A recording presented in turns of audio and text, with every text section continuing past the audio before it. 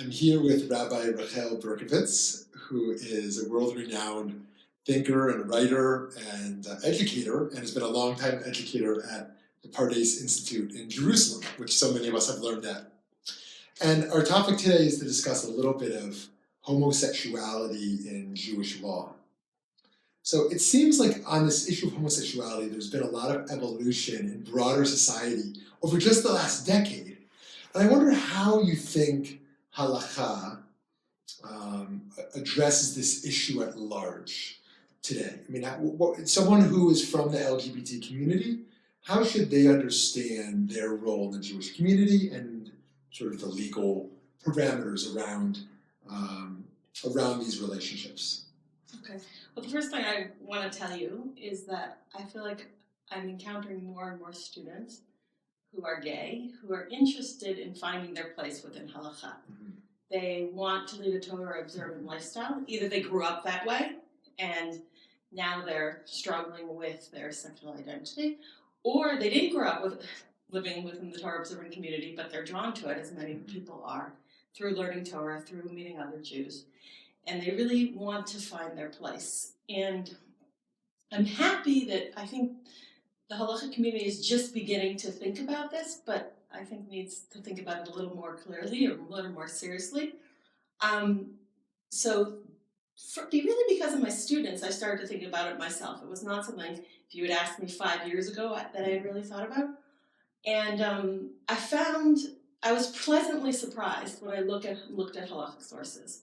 I think that for sure for women who want to engage in same-sex sex acts, there is a lot of room for flexibility. So can you share a little bit more about that? How does Halacha understand lesbian sex acts? Okay, so first of all, I mean, it's an interesting thing. On the one hand, because I think Halacha doesn't actually give them so much respect, I'll explain what that means. That leaves like a lot of room for flexibility within the Halacha. First of all, there's no verse in the Torah that says anything about women engaging in sex with women. And probably that's because there's no penis involved, meaning real sex for the Torah involves a penis, right? There's men and there's women and men with animals, but there's no pasuk that mentions women and women. So sexuality is sort of male-dominated. Right, meaning a sex act involves penetration in the eyes of possibly the Torah, and then that's a lot of flexibility. Then when you look at Chazal, there is an understanding or a mention of women engaging in acts with other women. The Gemara mentions twice about Nashim Solalot. And there, what's really interesting, right, everyone tries to understand what is that referring to, and the consensus seems to be women who rub their vaginas with other women. And there, too, there's a really interesting way the Halacha develops. Rashi says they're engaging in sex acts because they desire sex, which to a certain extent identifies what it is really for what it is. And even with that, he explains the Gemara. The Gemara there is trying to, it's a little bit complicated, but they're trying to see, it assumes these women are actually going to marry men. And if they engage in these acts, would it nullify them from marrying into marrying a Kohen? And the Gemara decidedly decides it does not in any way nullify them, meaning that it's not a sex act that is considered znut or prostitution. And the Gemara just says that it's pritzut ba'alma, which isn't the nicest thing. It's mere promiscuity, but it isn't a sexual transgression according to Jewish law. What's interesting, though, is that one of the Tosafists, right, the generation after Rashi, says, well, what they were doing, and this in some ways doesn't give respect to what they were doing, he has this crazy idea, the Rivan. He says they were transferring their husband's semen to another woman, like artificial insemination. I have no idea if that really happened or why he said it, but once he says it, it opens up a whole, I think, halachic maslul, or way of thinking, mahalach, that can really be flexible within the halacha. And this is what the Gemara says. There's a very, very famous Rambam that people like to quote. I don't know why, in their sort of feeling of fear of this, where the Rambam doesn't go hold like the Gemara, and he quotes a Midrash Halacha and says this is like the behaviors of Mitzrayim, and we have to not do it. And there he makes it seem like there's some Isser Daraita. A lot of commentaries say, the Gemara is cholek on the Rambam, or rather the Rambam is cholek on the Gemara, and he's bringing in, like he sometimes does, outside material. But if you hold like the Gemara, and you go like the Rivan, you get to the conclusion, and I saw this written in a modern posek who was a Av Beit in Tel Aviv in the 50s, that this would only apply to married women. For married women who are transferring their semen to their husbands, it's pritzoot. But for single women, it's totally permissible. He says that explicitly. And so I think that gives a very wide opening within the halacha, because thankfully today many people within the gay community know who they are. They're not forced into marriages with men. And so all of them are single women according to the halacha. And then we could say, according to this shita, that it's totally permissible. Okay, then what are some of the interesting contemporary thinkers saying around male gay sex acts today? What do you find some of the sort of insightful aspects? So there, it's, as we know, it's a bit more difficult from the halachic perspective, because there seems to be a verse in the Torah that wants to say something is prohibited, and I think it's important to specifically mention. The Torah forbids a specific sex act. It says nothing about people's identity. It says nothing about people's desires. And Judaism is about behaviors and not about anything else. So I think that's first and foremost important to say. What I was also pleasantly pleased when I started to research it is there are two Rabbanim in Israel that have some very important things to say, and I don't know if their voices have been heard so much within the traditional community. For sure, within the gay community, Rabbi Stephen Greenberg wrote a very important book on this, and he has a view, which is worth reading, we can't discuss here, of how to sort of really get around the pasuk completely.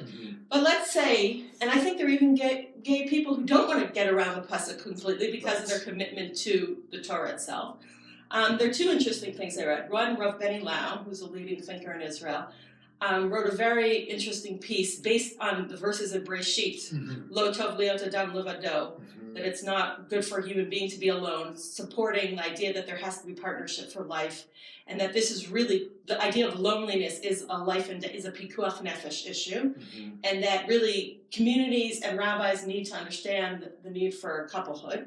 He didn't address the issue of sex act. Rav Yaakov Meidan, who's one of the Rosh Yeshiva at Yeshivat Har Etzion now, he had a fascinating article that he wrote in Makor Rishon in 2009 in response to the murder that happened in a Tel Aviv gay club, where he also says that they can have a chaver l'chaim, a partner for life, a committed relationship. He explicitly says, he's speaking about men, that they can be counted in a minyan, called up to the Torah, right? All these things that are being part of the Jewish community. And he says anyone who speaks out against them has violated v'yafta re'echa kamocha, is over on onat devarim, I'm misusing your words. And he's not matter the act of male intercourse, but he does say, it's something very, very interesting that he said, what the halacha doesn't really talk about what the closeness should be between these life partners. And he says that there's nothing really written about it. And he actually says it's good that there's nothing written about it. And he says, you could be stringent and say, forbid all other types of sexual conduct. But then I want to actually read his words because it's so worth reading out loud and so important that he says the following. He says, Ach domeh she'ein lahachmir, imi she'ein porkan kasher lekochotav haminim. In his opinion, one should not be stringent with one who does not have a kosher release for his sexual desires and powers. And the reason he says that is because if we don't respond, right, it could just lead them to leave halacha and transgress.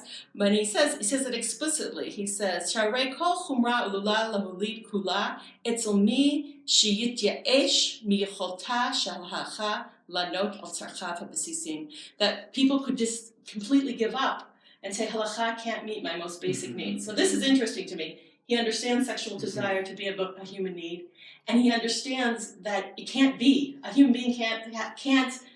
Halacha has to have some answer for them. You can't just say, oh, halacha has nothing to say to you. Right. because that, in my opinion, not him speaking, that isn't what Torah Chaim is.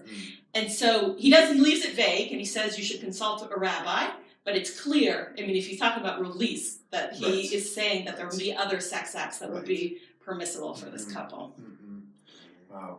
So I guess my last question for you is, how would you advise Orthodox leaders of communities to address this issue on a public level and on a private level, working with individuals, but also, building an ethos within their community? I think, first of all, and this sounds like such a simple step, is people need to realize that there are gay Jews within the Orthodox world, and it might be in your shul, in your school, in your Hillel, right? And they're everywhere. They're part of the world population and part of the Orthodox Jewish community. And I actually think a simple thing of outrightly stating, you're welcome in our community, is going to set a really good example. Beyond that, I think there needs to be, and I'm even only just beginning to think about this, like they have their own halachic questions to realize, what does it mean, two women partners, should they sit next to each other in the women's section? Should they separate from each other in the women's section? What would, if we're going to say, like both Rav Lau and Rav Madan say that they can be partners for life, what would a commitment ceremony look like for these couples who want to be part of the Orthodox world? So I think there's actually particular halachic questions that might be appropriate for this group that people need to be aware about and start thinking. But first and foremost, I think to actively and verbally welcome these people into communities and set a precedence for that all Jews are welcome within the halachic system. Yeah. Right, so the first step is just to acknowledge that's so oftentimes not even done. Yeah. And then to even go beyond and welcome and make clear that the house of God is open to everyone. Right. And then I think the next step was to realize that this community might have specific halachic needs. Yes. Right. Halachic needs, because they're interested in halacha being meaningful in their lives and how it would apply to them. And it's an existential issue. In many ways, it's a pikuach nefesh, saving life issue. And in many ways, it's a kavod habriot, a human dignity issue. So thank you. Only scratching the surface on a very deep issue, but in a very profound way. Thank you. And continue to read Rabbi Rachel Berkovitz's wonderful works that have emerged, and learn from her in Jerusalem, or invite her to your community. Thank you. She's been teaching for quite a while and recently received rabbinic ordination from Rabbi Herzl Hefter and Rabbi Daniel Schwerber. So you should have many, many more long years of teaching and inspiring many others. Thank you. Thank you so much. My pleasure.